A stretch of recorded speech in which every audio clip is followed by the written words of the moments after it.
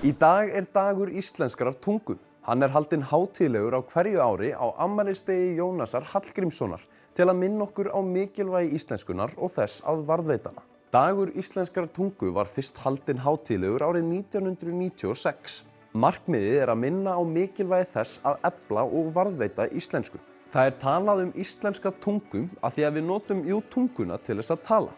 Jónas Hallgrímsson fæddist 16. nóvember árið 1807 að Hrauni í Öxnadal.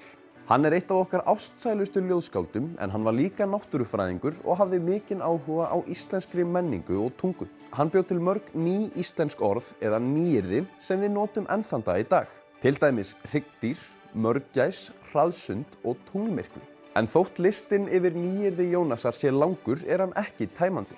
Tungumálið í sífelldri þróun og það þarf stöðugt að bæta við nýjum orðum yfir fyrirbæri sem vantar heiti á, svo við séum nú ekki alltaf að sletta.